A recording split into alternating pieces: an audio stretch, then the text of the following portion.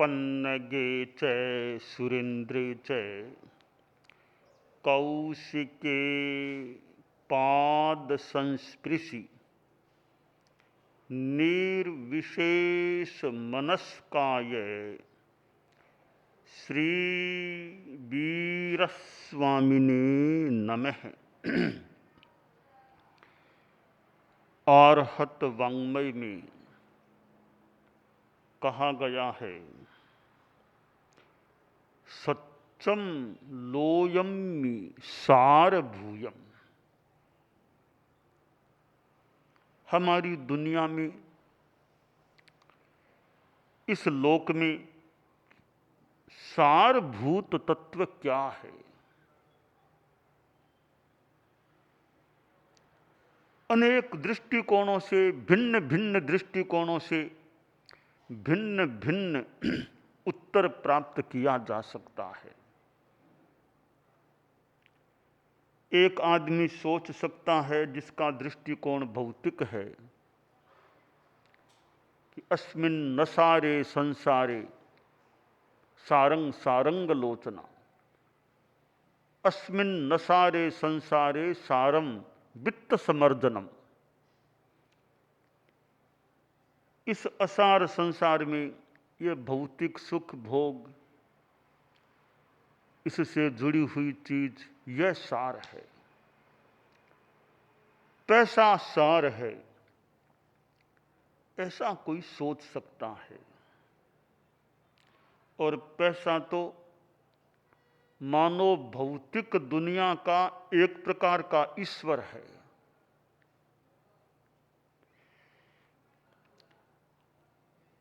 जैसा कि कहा गया है या कहा जा सकता है कि ऐ पैसे, पैसे से कहा गया, ऐ पैसे तुम ईश्वर तो नहीं, पर ईश्वर की कसम ईश्वर से कम भी नहीं।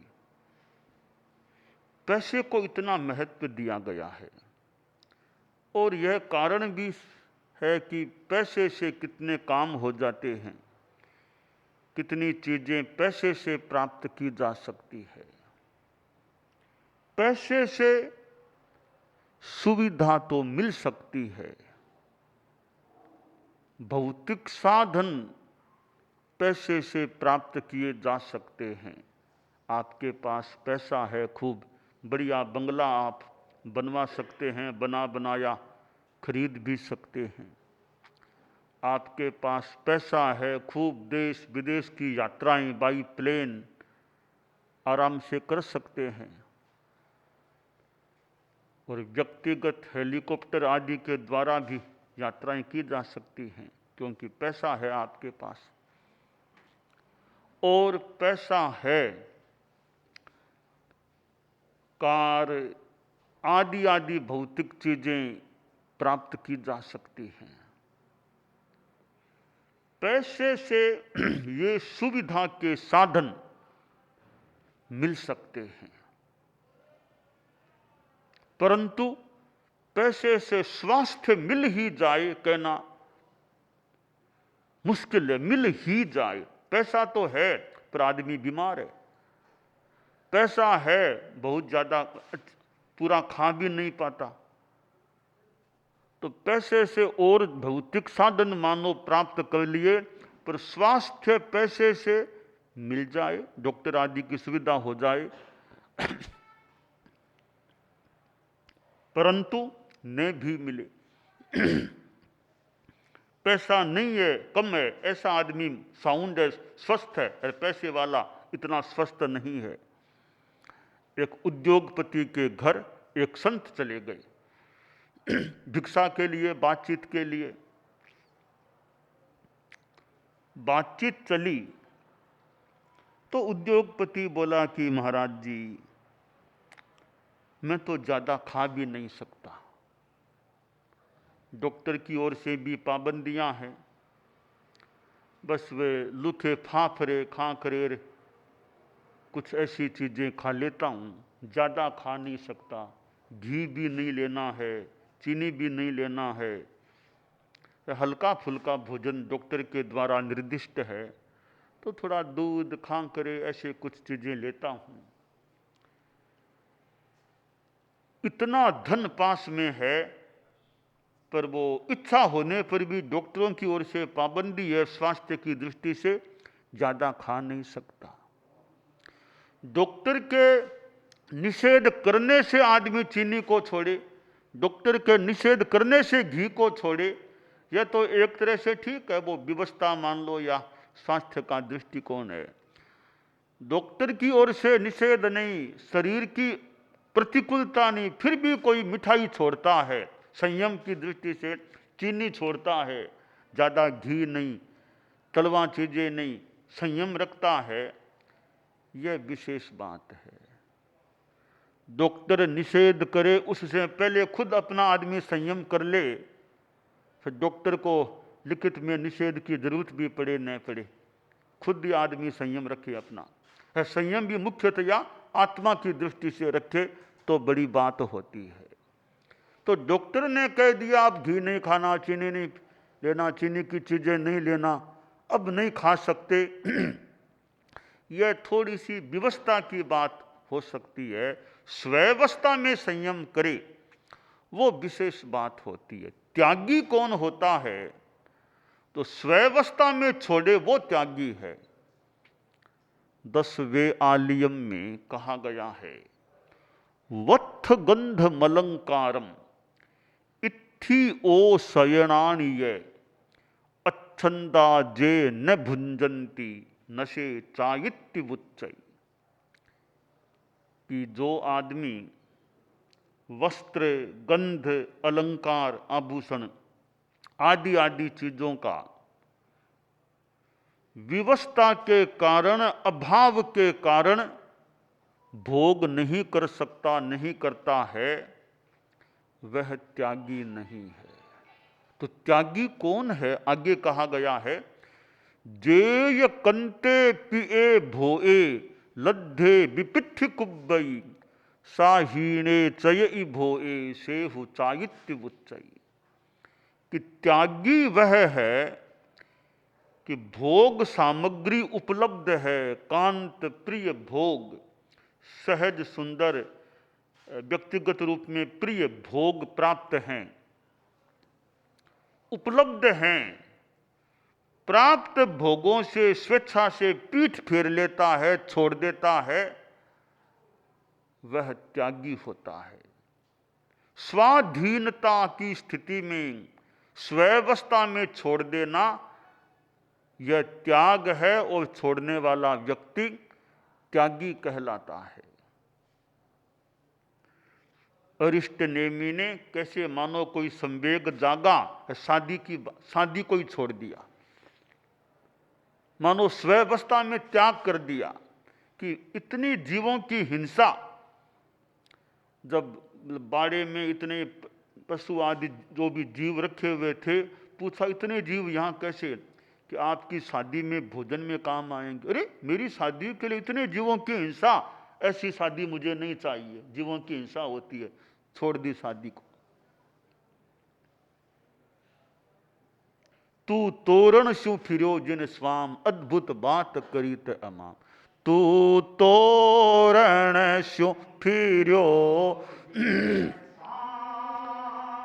तू तोरण शू फिरो जिन स्वाम अद्भुत बात करीत अमाम। प्रभु नेम स्वामी तू जगन्नाथ रिठ नेम स्वामी तू जगन्नाथ।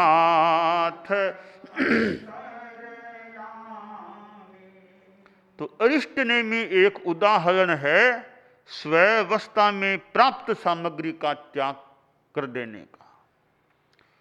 तो विवस्था में भोग न करना एक बात है, स्वस्था में छोड़ देना एक बात है। संत के पास कुछ लोग आ गए, जो शरणार्थी के रूप में आए हुए लोग थे वे आए, बातचीत चली, तो वे शरणार्थी लोग रोने लगे, आंखों में आंसू कि गुरुजी हमारा क्या हो गया, मकान छूट गया, पैसा चला गया, वो हो गया, ऐसा हो गया, ऐसा हो गया, बड़े दुखी हैं, बड़े दुखी हैं। तो संत त्यागी थे, बोले अच्छा ओहो, मेरे साथ भी कुछ मानो ऐसा ही हुआ, मेरा भी परिवार नहीं रहा, मेरा धन भी नहीं रहा मेरे पास, अब घर भी नहीं रहा मेरे पास भी, तो जो हालात आपके हैं उससे भी ज्यादा एक दृष्टि से बदतर हालात तो मेरे हैं। आपने कहा कि हमारा घर छूट चला गया, परिवार कहीं रह गया और पैसा नहीं रहा, ऐसी हमारी हालात है, तो मैं तो इस माने में तो आपसे भी बदतर स्थिति का आदमी हूं, मेरा भी पैसा नहीं रहा और मकान नहीं रहा और परिवार भी नहीं रहा। तो वे शरणार्थी चौंके, इतने बड़े गुरुजी के, ये खुद भी हम जैसे ही हैं क्या? कि कहा मैं तो तुम्हारे से भी ज्यादा खराब स्थिति का एक दृष्टि से हूं तुम्हारे हिसाब से। अच्छा गुरुजी, ये बात तो बड़ा अंतर है, तुम्हारे मेरे में बड़ा अंतर है। तुमने कहा हमारा मकान छूट गया, धन चला गया, वो हो गया, तो मेरे भी मकान नहीं है, मेरे भी धन नहीं है, इतना अंतर है। तुम्हारा तो चला गया, मैंने जानबूझ के छोड़ दिया, इतना दोनों में अंतर है। मैंने तो मेरे पास पैसा था, छोड़ दिया, मकान छोड़ दिया, परिवार छोड़ दिया, कुछ नहीं रखा, साधु जीवन स्वीकार कर लिया। मैंने चला करके छोड़ा है, आपसे छुड़वा लिया गया, इतना बड़ा अंतर है। तो मैंने स्वस्था में त्याग किया, आप लोगों का परवस्था में चला गया है। शरणार्थियों को मानो प्रतिबोध मिला कि गुरुजी ये कितने त्यागी हैं।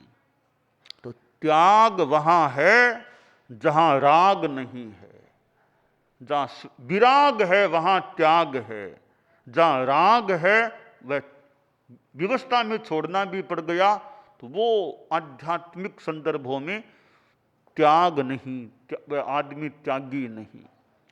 तो उद्योगपति संत से बात कर रहा था कि मैं तो विशेष ज़्यादा खा नहीं सकता, घी की मनाही है, चीनी की मनाही है, फाफरे खाकरे ऐसे कुछ खाता हूँ, थोड़ा दूध चाय लेता हूँ, दूध लेता हूँ। फिर उद्योगपति बोला कि महाराज जी आप देखिए, मेरा ड्राइवर है ना, वो उस कार के पास सो रहा है, नीचे ही सो रहा है, वो एकदम गहरी नींद में, देखो आप सोया हुआ है, गर्मी है, कार की छाया में सो गया और गहरी नींद में सो गया है। तो मन में आता है गुरुजी, कहां तो इसकी नींद और कहां मेरी, मुझे पूरी नींद आती नहीं है, ये आराम से सो रहा है, बिना पलंग के, बिना पथलने के, ऐसे नीचे आराम से सो रहा है, गहरी नींद में है। मैं इतने कोमल गद्दे, वहां भी मुझे नींद अच्छी नहीं आती है। दूसरी बात देखिए गुरुजी, मैंने जैसा कहा कि मैं तो फाफरे खाता हूं, थोड़ा दूध पीता हूं, यह मेरा ड्राइवर जो सोया हुआ है ना, वो एक बार के भोजन में 5-4 रोटियां खा लेता है, साग रोटी अच्छी तरह खा लेता है, दिन में 2-3 बार आराम से खाना खाता है। तो गुरुजी मेरे मन में आता है, इतनी मेरे पास संपत्ति है, उसका मालिक मैं हूं या वह है? आराम तो वो करता है, आराम से खाता है, आराम नींद लेता है, मैं तो क्या मालिक हुआ, न पूरा खा पी सकता, न पूरा सो सकता, तो मैं क्या मालिक? वो मेरा मानो मालिक है संपत्ति का, जो आराम करता है अपना। तो पैसे से सुविधा तो भले मिल जाए, पर स्वास्थ्य भी मिलेगा ही कहना मुश्किल है, नहीं भी मिले।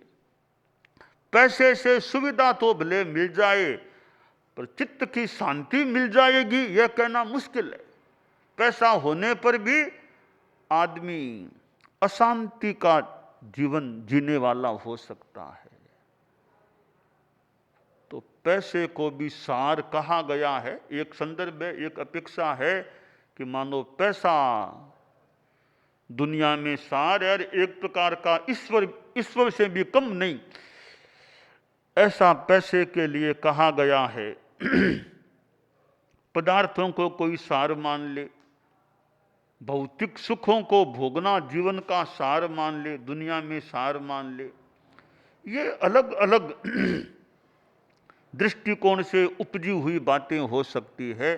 जैन शास्त्र में एक बात कही गई, सत्यम लोयम्मि सारभूयम। सत्य लोक में सारभूत है, ईमानदारी लोक में सारभूत है। अगर हमारे पास, खैर हम तो फिर भी साधु लोग हैं, आप जो गृहस्थ हैं, आपके पास सच्चाई है तो मानना चाहिए एक सारपूर्ण चीज आपके पास है। और यह पैसा तो साथ जाने वाला नहीं है, ये सच्चाई, साधना, धर्म वो आगे भी काम आ सकेगा। इसलिए यह जो सारभूत कहा गया है कि सत्य लोक में सारभूत है, यह बड़ी बात है। तो हमें चिंतन यह करना चाहिए कि मेरे जीवन में ईमानदारी, सच्चाई, सरलता वो कितनी है। वो है तो एक संपत्ति मेरे पास है, वो नहीं है तो पैसे वाली संपत्ति तो छोटी संपत्ति है। बड़ी संपत्ति तो सच्चाई वाली, साधना वाली, ईमानदारी वाली, नैतिकता वाली, सरलता वाली, वो एक बड़ी संपत्ति होती है। इस संपत्ति की हम सुरक्षा का ध्यान रखें। पैसा तो कभी मान लो कोई ले गया तो ले भी, ठीक है, ले गया तो कोई ले गया, हालांकि गृहस्थ को पैसा चाहिए, कोई ले भी गया, कोई ले जा सकता है, पर सच्चाई वाली संपत्ति वो सुरक्षित रहे तो बहुत कुछ हमारे पास है। इसको न जाने दें। वो सेठ सो रहा था, रात में स्वप्न आया, एक कोई देवी सपने में देवी दिखाई दी। सपने में सेठ ने नमस्कार किया कि जगदम्बे बड़ी कृपा की, दर्शन दिए हैं, मैं आपका नाम नहीं जानता, आप फरमाओ आपका परिचय, नाम क्या है। तो वो देवी बोली कि मेरा नाम तो लक्ष्मी है, श्री लक्ष्मी, बहुत बड़ी कृपा की, आप पधारे माँ। कि आए क्या, मैं तो यहाँ रही हूँ, अब विदाई ले रही हूँ, अब यहाँ से तुम्हारे घर से विदाई ले रही हूँ। कि माँ कोई गलती हुई तो बताओ। गलती की बात नहीं कहती, इतने दिन रह गई, अब यहाँ से विदाई ले रही हूँ। कि माँ जैसे आपकी, मैं तो चाहूँगा आप विराजो, फिर भी आपकी इच्छा या आपकी व्यवस्था जो भी है, आप सुखे सुखे पधारो, मेरा प्रणाम स्वीकार करो। स्वप्न पूरा हो गया, फिर नींद भी टूट गई। दिन बाद दिन बीता, अगली रात फिर वो सेठ सोया, फिर नींद आई तो नींद में एक पुरुष, कोई दिव्य पुरुष जैसा दिखाई दिया।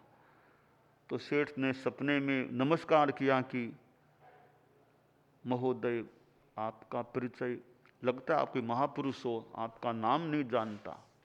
तो वो दिव्य पुरुष बोला कि मेरा नाम तो है सत्य, सत्य नाम है। अच्छा, बहुत कृपा की कि ठीक है, अब विदाई लेने की इच्छा हो रही है, आपको तो नहीं जाने दूंगा, आपको नहीं जाने दूंगा। कल भी वो माताजी आई थी, उनको तो फिर भी मैंने ज्यादा आग्रह नहीं किया रहने का, आपको नहीं जाने दूंगा, पांव पकड़ के रोक लूंगा आपको, तो आपको नहीं जाने दूंगा, आपको मेरे यहीं रहना पड़ेगा। तो कहा ठीक है, मैं तुम्हारे पास ही हूं, बस तुम्हारे हाथ की बात है, मुझको रखना।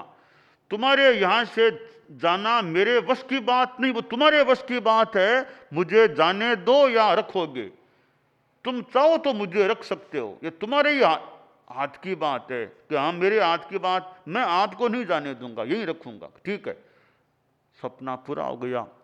फिर तीसरी रात फिर वो एक सपने में वो वापस देवी दिखाई दी। फिर प्रणाम किया कि माताजी बहुत कृपा की, आप पधार गए। आपने कहा था कि मैं तो जा रही हूं, तो बहुत कृपा की, अब लगता नहीं गई है। कि नहीं, जा तो रही थी, फिर मैं जा नहीं सकी। क्यों? कि वो मुझे पता चला सत्य महापुरुष को तुमने रोक लिया। हाँ, उनको तो मैंने रोक लिया, तो सत्य महापुरुष हैं, तो फिर मैं भी नहीं जाना चाहती यहां से।